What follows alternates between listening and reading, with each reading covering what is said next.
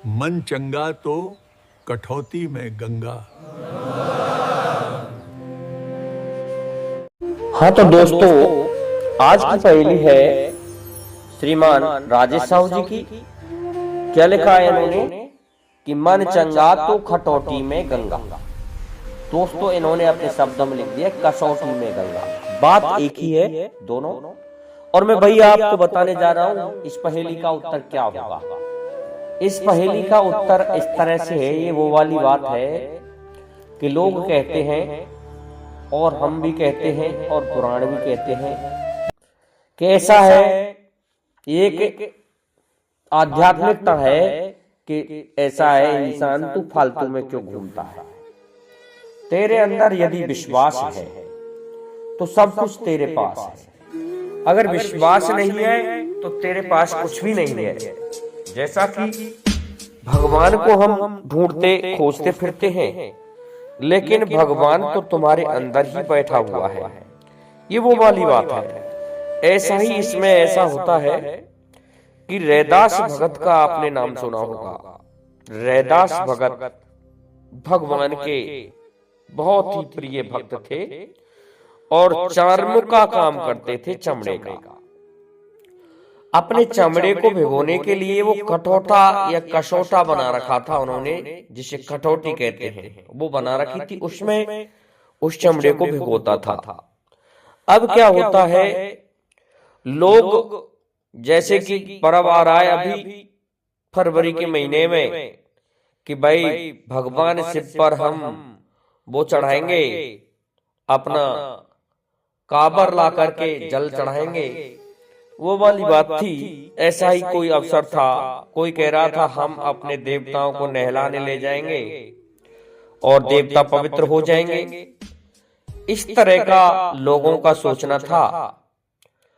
तो जब लोग जा रहे थे उस समय पैदल लेके जाया करते थे। किसी का प्रेत मचल रहा था कि प्रेत को नहलाने ले जा रहे हैं, हम तो गंगा स्नान कराने ले जा रहे हैं।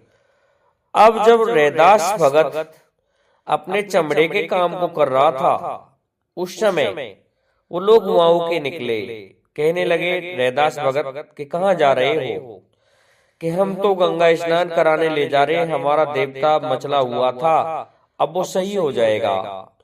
ऐसा कह करके वो चल देते हैं। तो रैदास भगत कहता है, अरे लोगों, तुम नहीं जानते, मन चंगा तो कसौटी में गंगा, मन चंगा तो खटौटी में गंगा, मन चंगा तो खटौटी में गंगा। दोस्तों, इस तरह से उसने कई बार कहा। इस बात को सुन के कुछ एक लोग कहने लगे ये रैदास क्या पुकार रहा है कि भाई मन चंगा तो खसौटी में गंगा, कटौती में गंगा किस प्रकार से है। कुछ एक लोग वापस आ गए उसके पास में, जो गंगा स्नान करने के लिए जा रहे थे, कि हाँ, अगर हमारा मन पवित्र है तो समझ लो हमारे लिए गंगा भी यही है, हमें वहां जाने की आवश्यकता नहीं है। मेरी ये खटौटी में जो पानी है ना गंदा संदा, ये गंगा ही है। इस बात को सुन करके दोस्तों क्या होता है, कुछ एक लोग कहने लगे यदि ऐसा नहीं हुआ तो रैदास हम तुझे उल्टा लटका देंगे और तेरे नीचे अग्नि रख देंगे, जब तू जलता जाएगा और तेरा मांस टपकता जाएगा उसमें। यदि ये बात सत्य नहीं निकली तो दोस्तों ऐसा ही किया। तो रैदास कहने लगे भैया मन चंगा तो खटौटी में गंगा, उसको गंगा दिखाई दे रही थी। अब तो कहने लगे ठीक है, हमारे प्रेत को हम इसी में नहला रहे तेरी खटौटी में। दोस्तों, उस खटौटी में उस प्रेत बाबा का जो उठाना करके ले गए थे, उस प्रेत को उसी में खटौटी में नहला दिया। प्रेत प्रसन्न हुआ और कहने लगा मुझे गंगा स्नान कराया, इस बात के लिए रैदास भगत के लिए धन्यवाद और तुम्हारे लिए भी धन्यवाद। ये वास्तव में खटौटी में जो जल है ये गंगा है, इसलिए ये जल पवित्र है और ये गंगा का ही पानी है, इसलिए मैं बहुत अच्छा रहा, मुझे स्नान हो गए, भगवान गंगा मुझे दिखाई दे रही है। इस प्रकार से वो प्रेत कहने लगा और प्रसन्न होकर के अपने घर वालों से कहने लगा आप सभी अब सुख में रहेंगे और रैदास भगत के मुझे दर्शन हुए। इस प्रकार से दोस्तों वह प्रसन्न होता है।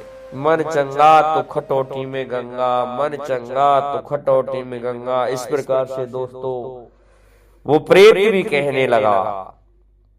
तो दोस्तों ये है मन चंगा तो खटोटी में गंगा। अगर यदि आपकी आत्मा शुद्ध है, यदि आपका मन पवित्र है, आपके विचार पवित्र हैं, तो सब कुछ यही है। बाकी यदि आप सोचें आपके विचार तो गलत हैं, आपका मन पवित्र नहीं है, आप सोच रहे हैं कि हम गंगा स्नान कर लें तो हमारी मुक्ति हो जाएगी, ऐसा कुछ भी होने वाला नहीं है दोस्तों।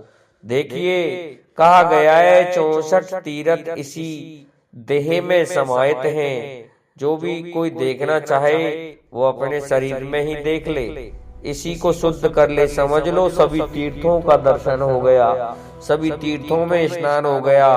और यदि आप शुद्ध नहीं है तो दोस्तों आप कहीं भी चले जाएं, आपकी मुक्ति नहीं हो सकती। इसी प्रकार से ये जो पहेली है इस स्थान पर खरी उतरती है।